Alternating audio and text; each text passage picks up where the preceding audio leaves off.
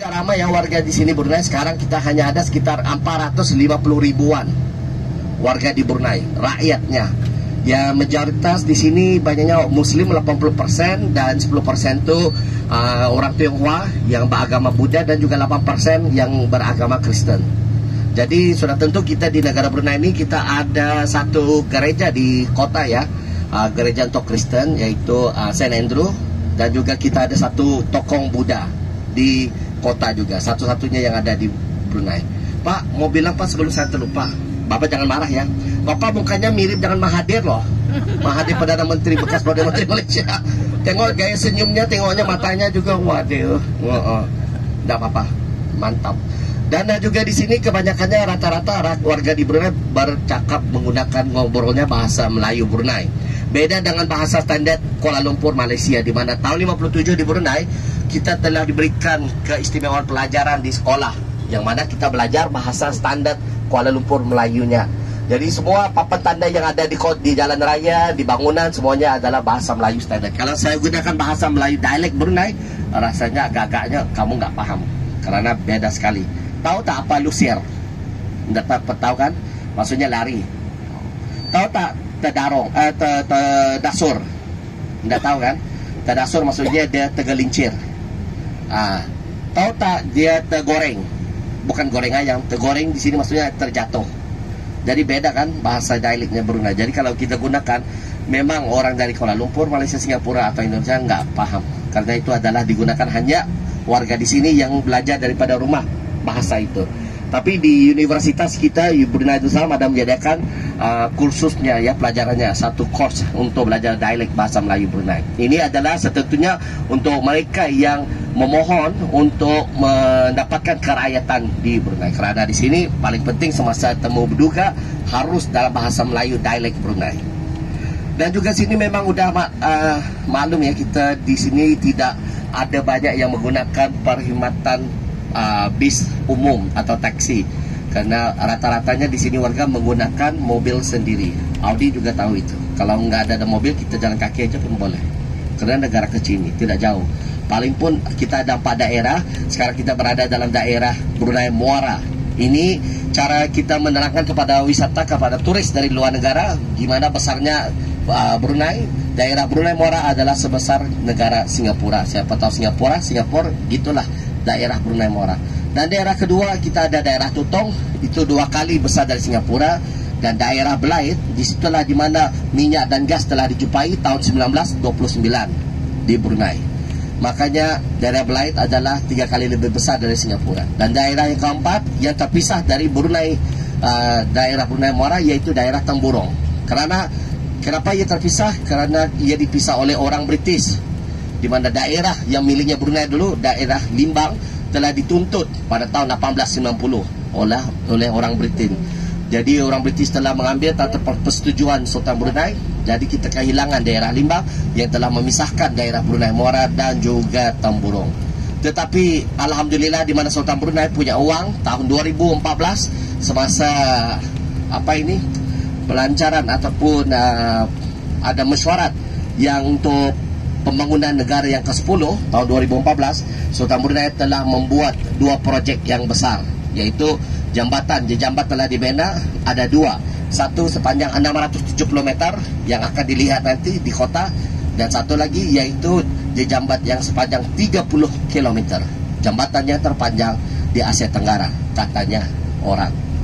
Maka itulah yang telah menyatukan antara daerah Brunei Muara dengan Temburong. Di mana daerah Limbang yang telah dituntut oleh pihak British tahun 1890. Jadi pada tahun 1963 semasa Sarawak telah mengisytihar mereka menyertai tanah Malaya, Semenanjung, iaitu Malaysia sekarang, maka kita tidak lagi boleh sembarangan ya terus saja membawa mobil langsung ke Temburong. Kita kena lewat imigrasi untuk masuk ke daerah Limbang, kerana mereka sebahagian dari Malaysia, Sarawak Malaysia. Jadi agak rumit, agak susah sekali. Makanya Sultan Brunei telah membuat jambatan yang terpanjang di Asia Tenggara, menyambung antara daerah Brunei dan Temburong di atas sungai Brunei, miliknya Brunei.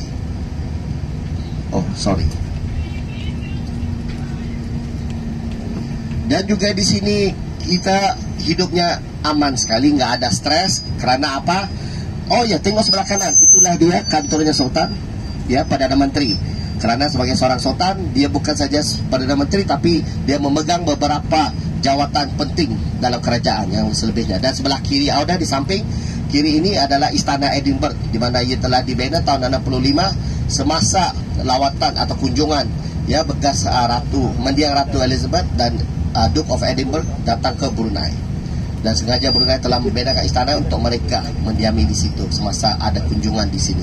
Tapi sekarang istana ini telah digunakan untuk pembesar negara yang lain berkunjung ke negara Brunei. Di samping sebelah kiri kelihatan di situ ada Stadion Negara Brunei, ya, di mana tempat duduk boleh mencukupi seramai 35,000 orang penonton.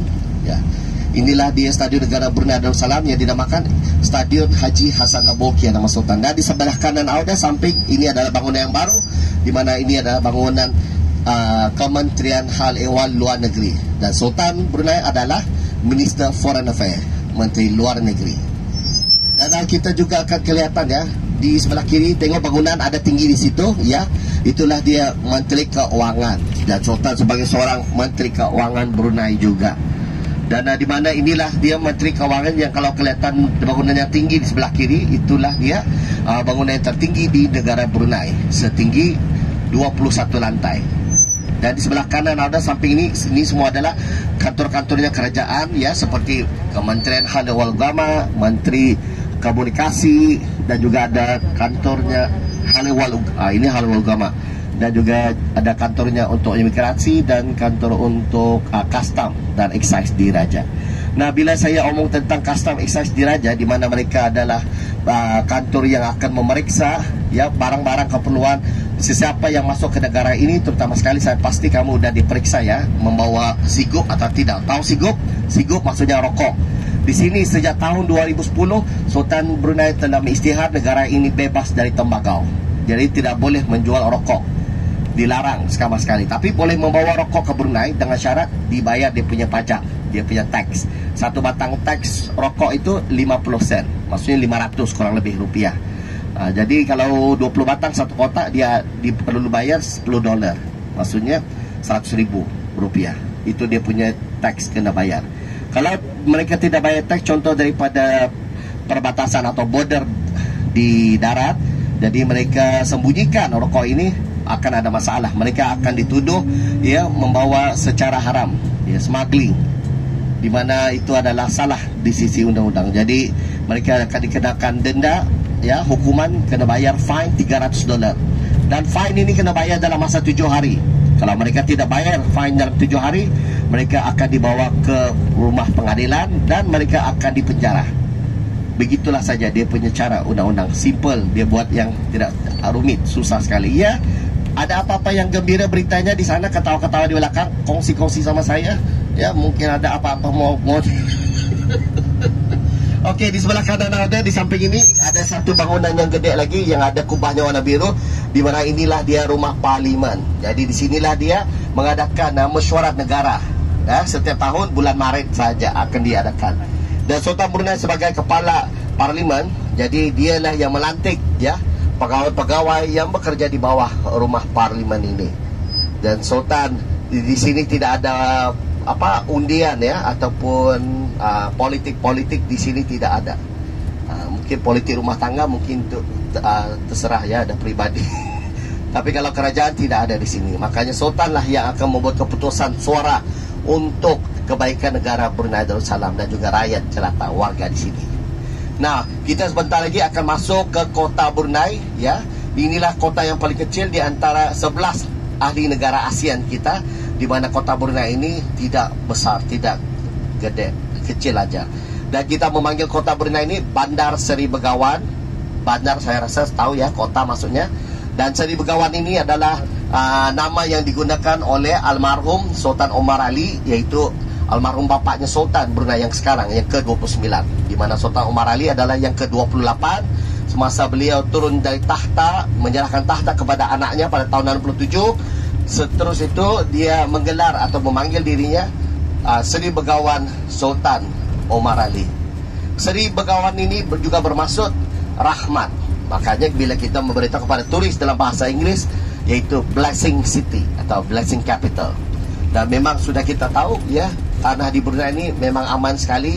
Sini tidak ada gunung berapi, tidak ada pernah berlaku typhoon ya, apa itu puting beliung kah, itu angin kencang itu tidak ada. Tapi kalau manusia yang angin kencang, mungkin suami buat masalah kepada istri, adalah. Dan juga di sini tidak ada tsunami, gempa bumi tidak ada. Tapi gempa bumi di dalam rumah ada kalau ada yang bertengkar. Dan juga di sini kita memberitahu kepada turis kita ada dua cuaca saja, yaitu hujan dan panas. Dan juga kita sudah ada satu projek di mana didahulukan, dimulai oleh Sultan Brunei pada tahun awal 90-an. Jika berlaku kebanjiran di pedalaman, di ulu-ulu, maka askar dan juga pihak pemadam kebakaran akan terlibat untuk membantu mangsa-mangsa ini dipindahkan ke tempat sementara, menunggu hilangnya berunsur baik daripada banjir. Lepas itu mereka akan dipindah kembali ke rumah masing-masing dan mereka akan diberi bantuan daripada wang, daripada kerajaan kerana kerosakan barang yang mereka ada semasa banjir.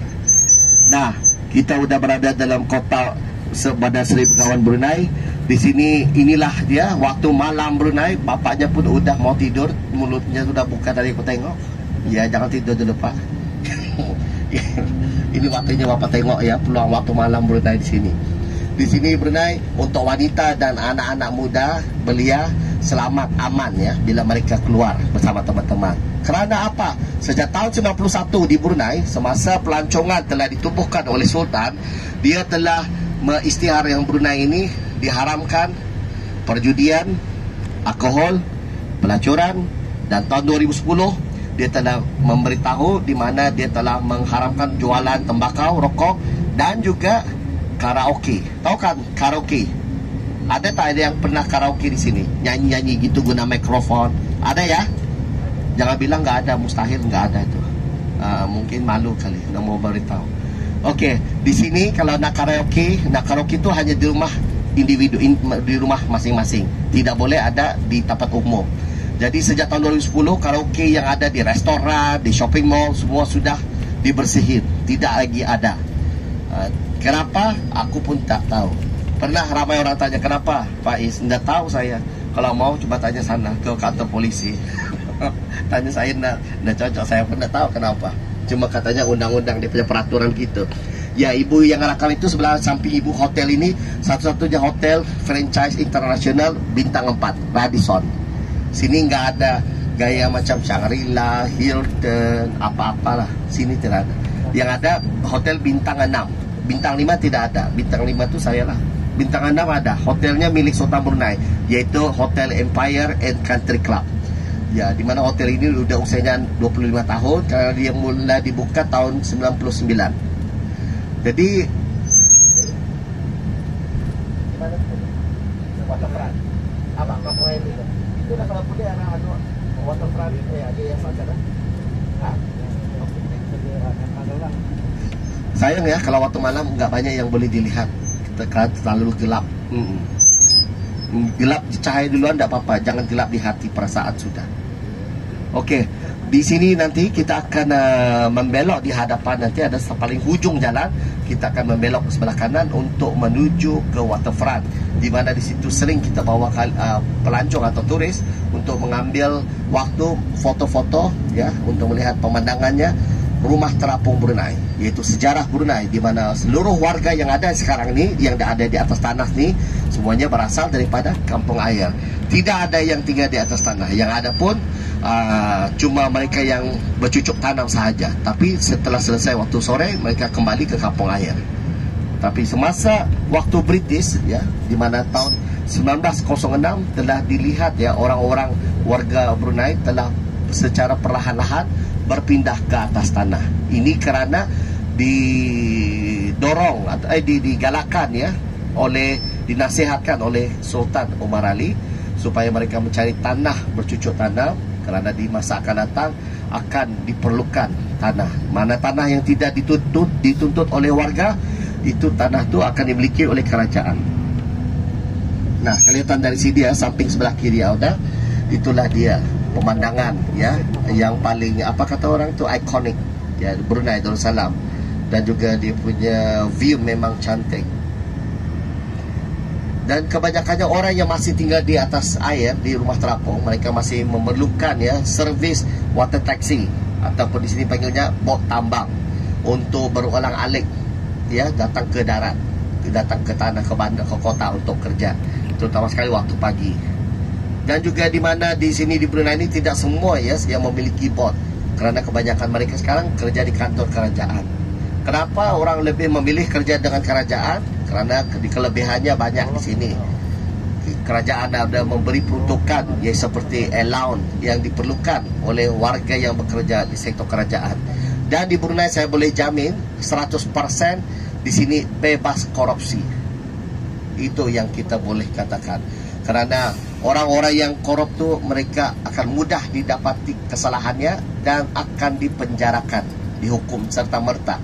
Okey, sekarang waktu jam sudah menunjuk 1 minit tepat jam 7 malam. Di samping di situ hati-hati ya, jangan turun ke bawah ya tangga, jangan. Walaupun mungkin ada yang pandai berenang, jangan. Di dalam air itu banyak buaya. Ya, tahun lalu saja 2 orang meninggal kerana dimakan buaya. Tahun ini ada juga 2 orang, satu kehilangan tangan kanan, yang satu lagi kehilangan kaki kiri. Makanya kalau ada sayang nyawa, jangan turun. Cukuplah sebentar sini saja untuk ambil foto-foto di atas. Beneran nggak sih? Beneran Bu. Iya, sekarang juga ada banyak nih buaya daratnya dalam bas ni. Ayo, kita ambil masa berapa minit nih?